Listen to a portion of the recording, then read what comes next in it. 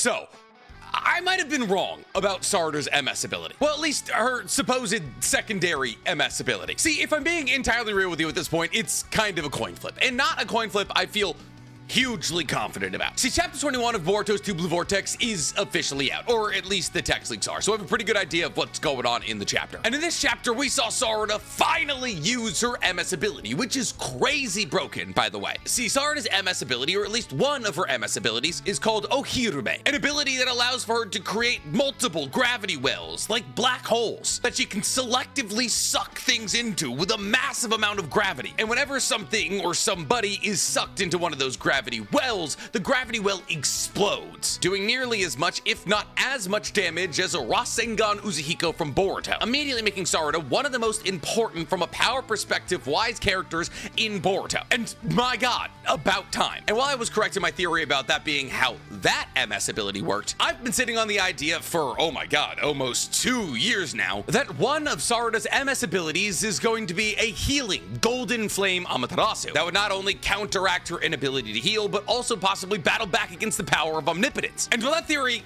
is not dead, chapter 21 didn't do a whole lot for the idea of keeping it alive. See, because as it currently stands, there's really 2 possibilities to explain what Sarada's possible secondary MS ability could be. And it's either something along the lines of a golden flame healing Amaterasu, or Ohirume is kind of the whole gambit. And unfortunately, there's arguments for both sides, but there may be more arguments for Ohirume being the whole gambit. But I'm going to present you all the evidence that we have thus far and let you make the decision on what you believe Sarada's secondary MS ability is going to be. And thus, with no further ado, let's get directly into I was wrong about Sarada's MS ability.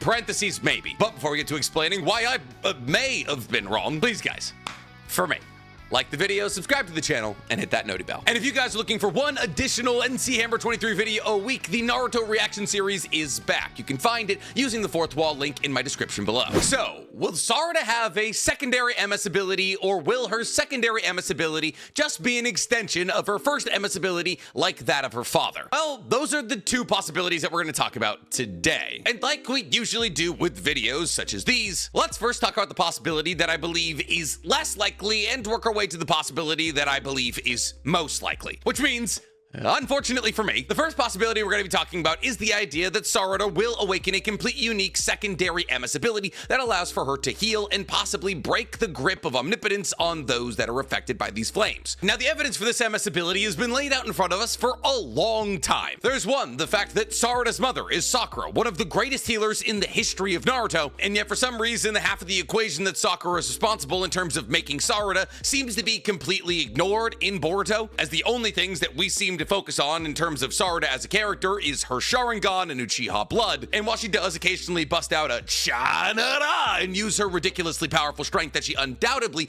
got from her mother, that's not nearly as pertinent as her Uchiha side of the equation. Now, Sakura being ignored in lieu of Sasuke is not the craziest thing that's ever happened in a Naruto story, but every other pertinent child in Boruto seems to be a much more racemic mix of abilities from their parents than Sarada, who undoubtedly has the strongest combo of parents out of anybody in Boruto. I mean, look at Himawari in Boruto. Himawari is a Byakugan wielder in the new Jinchuriki of Kurama, and Boruto is a blonde-haired, blue-eyed, Rasengan-wielding, flying Raijin Jogan user. But for some reason, when it comes down to Sarada, half of her bloodline is ignored. And this is slightly explained during a Boruto anime-only episode, where Sakura is trying to teach the up-and-coming generation how to use medical ninjutsu. And everybody just assumes because Sarada is Sakura's daughter that Sarada's gonna be incredible at it, but she isn't. She doesn't have the requisite chakra control to pull off high-level medical ninjutsu. And while that's anime only, it does align pretty perfectly with literally what just happened in chapter 21, where Sarada went on a long monologue about how, because she isn't a genius like Sasuke or Naruto, that she had to shed all of the things in her life that she viewed as non-important. And therefore, Sarada's lack of prophetic chakra control makes a fair amount of sense. And therefore, really the only way that we're ever gonna get that healing side of Sarada would be through some hacks. Some hacks that presumably didn't require all that much in terms of chakra control. And we've seen heals in the Naruto universe that didn't require crazy chakra control. Whether that was acquiring Hashirama's cell, biting Karin, or Naruto sharing Kurama's chakra with people, multiple times it's been displayed to us that simply by overwhelming somebody's body with chakra, it will heal itself. And thus the most logical conclusion to come to there, since Sarada awoke her MS through love and not hate like all of the Uchiha prior to her, and since both her uncle and her father had Amaterasu, which was a black, all-consuming flame, that Sarada would have some kind of foil to that ability. A foil to that ability that instead of destroying, actually regenerated. Not only would this tie into the idea of her awakening her Sharingan with love perfectly, but it would also get around her lack of chakra control and give credence to her lineage, aka Sakura. On top of this, the events of the last two chapters, i.e. the death, and I put death in quotation marks here for a reason I'll explain in a second,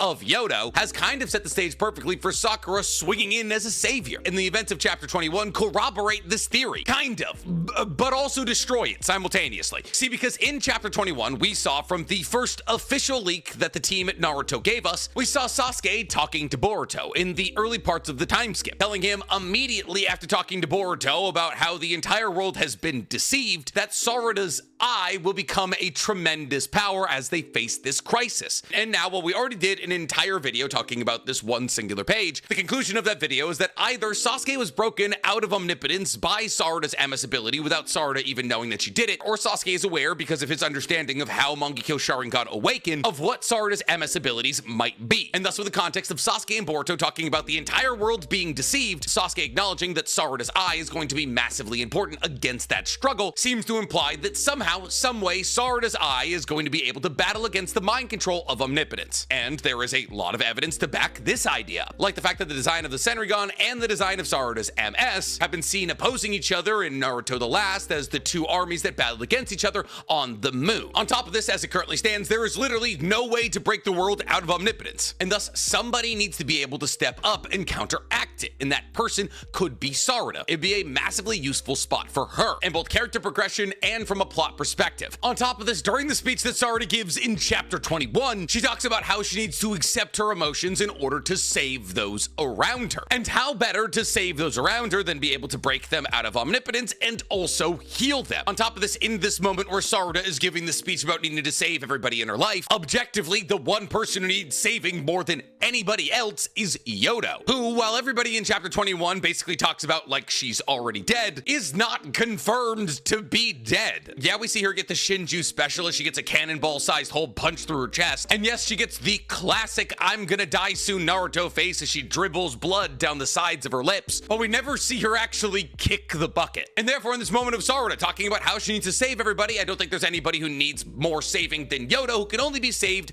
through heals, something that Konohamaru, Araya, and Mitsuki cannot do. And thus, the only hypothetical person who would be able to save Yodo from this life-threatening hole in the chest would, hypothetically, be Sarada. And on top of all this, a large part of chapter 21 actually revolves around a conversation between Boruto and Kashin Koji about how Kashin Koji knew that Yodo was going to be sacrificed in order for Sarada to awaken her MS. But this pisses Boruto off as he asks Kashin Koji, did Yodo truly need to die in order for Sarada to awaken her MS? As Boruto, regardless of the difficulty of the outcome, didn't want anybody to die in order for this battle to go victoriously for Team 7 and 2/3. And thus, as the chapter does end with Boruto jumping to the battlefield, it seems as though this idea to possibly save Yodo before she does finally kick the bucket is kind of in play. But some of you might be making the argument that Yodo is already gone, and that Sarada reawakening her MS is proof of that fact. However, the idea that you need to watch your best friend die in order to awaken your MS is not reality. That's an idea that was incepted into the Uchiha clan by Black Zetsu after he altered their stone tablet. In actuality, all one needs to awaken their MS is a surge of emotions, which is why Shisui was able to awaken his MS at the age of 7 without seeing his best friend die, as Shisui simply abandoned his teammate who was his best friend, who he believed was more talented than him, understanding to himself that Shisui retreating from this battle came from a place of jealousy because Shisui wanted to be the strongest in the village, and as long as his best friend was alive, that would never happen. But also in this moment, Shisui understood that by retreating from this battle, it would most likely lead to the death of his friend. And thus Shisui is actually the first person that we see that doesn't have to kill somebody to awaken their MS. Rather, just the idea of being complicit in the death of somebody close to him was enough to make Shisui awaken his MS. But Sarada was absolutely the final nail in the coffin for the idea that a Sharingan user needs to kill somebody close to them or watch somebody close to them die in order to awaken their Mangekyou Sharingan. As Sarada awoke her Mangekyou Sharingan simply while begging Sasuke to believe that Boruto wouldn't kill Naruto. And thus, if those were the circumstances with which Sarada was able to awaken her MS in the first place, there's no reason for us to believe that she would have to watch Yodo die to reawaken her MS. On top of this, in the last couple of chapters, it was very clearly set up that Yodo is Shinki's love interest. And while Naruto does have a pretty sordid past of killing love interests, be they Tsunade's two love interests in Jiraiya and Dan, Asuma or Yahiko, the only one of those love interests who dies before anything can flourish between them and their prospective love interest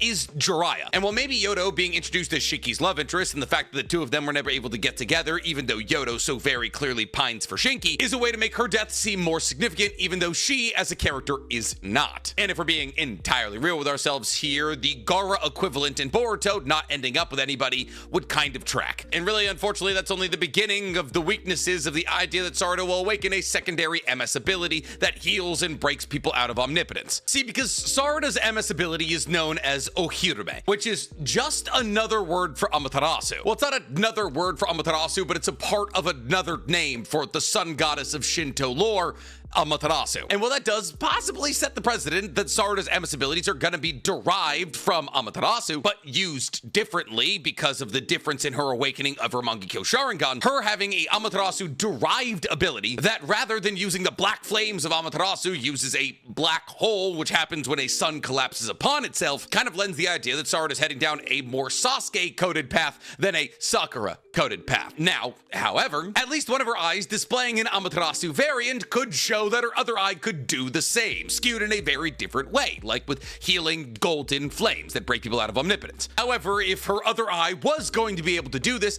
unfortunately, we're not going to see it anytime soon. So remember all those points I made about Yodo having a cannonball-sized hole in her chest, and about how Sarada would be the only person in the equation right now could possibly heal that hole with the awakening of a secondary ability? Well, like, yeah, though that is technically a possibility, unfortunately, Chapter 21 made it an increasingly slim one, because after Sarada uses Ohirime against Ryu and fills the entire battlefield with black holes that suck Ryu in all directions, and eventually sucks him into a black hole that explodes, destroying his body, the usage of Ohirime literally taps Sarada out of all of her chakra, and she faints. And if people using their Mangekyou Sharingan, or even just their Sharingan until they're out of chakra, has ever shown us anything, she's gonna be out for a while. Remember when Kakashi fought Zabuza for all of like 7 minutes and had to spend a week in bed? Now, I don't think Sarada's affliction is gonna be nearly that serious, but she's definitely not getting back onto the battlefield and definitely not using MS before Yodo kicks the bucket. And while there is technically an argument to be made that nothing about Orihime seems to lend itself to the idea that it would require 2 eyes to use, I can absolutely envision a world where it does require 2 eyes to use. See, Sarada is Sasuke's daughter, and while Sasuke does technically have 2 unique MS abilities, they're kind of just create fire and control fire. And even though I don't want that for Sarada, the idea that both of her eyes are tied back to Ohirime, one eye being able to create black holes and the other eye being able to choose what gets sucked into those black holes,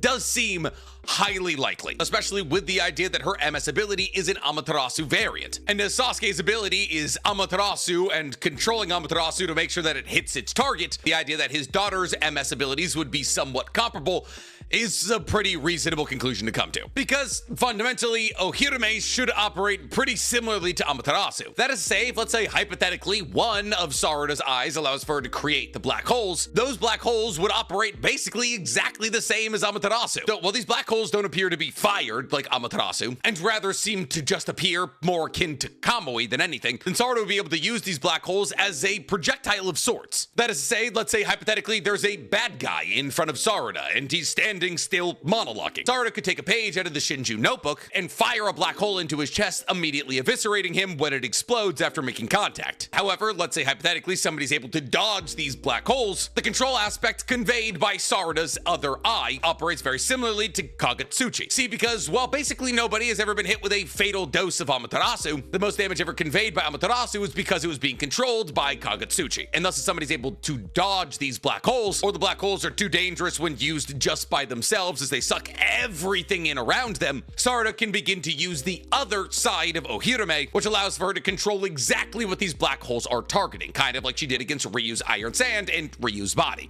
Now, is that boring? Yeah, kind of. It's more or less just Amaterasu 2.0, but instead of fire, it's gravity. But does it make Sarada immediately way more powerful than she currently was? Yeah, 100%. And therefore, when Sasuke says in this chapter that eye will become a tremendous power, he could have very easily just been talking about the fact that the level of power that she'll be able to awaken to with the awakening of her MS will help Boruto and Sasuke battle against the upcoming battle against Claw, Grimes, Ten Tails, and Shinju's, as it very clearly depicted it would be able to do as it eviscerated one of the stronger Shinju in Ryu. However, in the hypothetical circumstance where we've seen all of the MS abilities we're ever going to see from Sarada, that puts us in a bit of a sticky situation, because how we're selectively choosing black holes going to break anybody out of omnipotence. Listen, I'm down for pretty much anything, but if it gets explained that Sarada's able to use the gravity of her black holes to rip omnipotence off people, I'm gonna be pretty upset. And thus a lot of the symbolism that's placed Sarada's sun design against Ada's moon design is starting to become a lot more confusing. And if Sarada doesn't have this secondary MS ability that's gonna allow for her to battle back against omnipotence, then there's really no roadmap for anybody to battle against it. And while Boruto can just prove to the entire world that he's a good guy, unfortunately that's not how it works. The second that Boruto steps away from somebody, omnipotence sinks their hooks back in them and makes them believe that Boruto killed Naruto all over again. So while I do believe that the more likely outcome for this chapter is that both of Sarada's MS abilities are going to be tied to Ohirame, that's slightly upsetting, because one, I find it slightly boring, and two, because it probably means somewhere down the line Ada's gonna have to fulfill another wish to counteract omnipotence. And while I do think there would be some cool full circle-y-ish moments if it's Kawaki who's making this wish to undo the one he made originally, that is real far away, and it puts the onus of plot importance on Kawaki and not Sarada. But with all that said, I'll let you guys decide. Do you think Sarada's gonna have a secondary MS ability, or do you think we've seen all we're gonna get? Let me know in the comments below. And while you guys are down there, please, for me, like this video, subscribe to the page, and hit that noti bell. Oh wait, no, hold up, the Raws came out, and guess what? There's a high chance I was correct. I know I just spent this entire video being like, oh, I don't know if I was correct. Oh, I think Ohirame might actually take both of Sarada's eyes. But you know what I wasn't told in the text leaks of this chapter? That only one of Sarada's eyes is bleeding. The only eye that is shown bleeding of Sarada's is her right eye, meaning there is a fair to really good chance that she was only using one of her eyes, which means she probably has a secondary MS ability, which means the door is still very much open for this theory. And if I go 2 for 2 on her MS abilities, you best believe I'm going to be insufferable. So for your sake, maybe hope that I'm not right. But we probably won't know what Sarada's secondary MS ability is for a while now. But here's the hoping. It's a golden healing Amaterasu. Oh my God, are we back?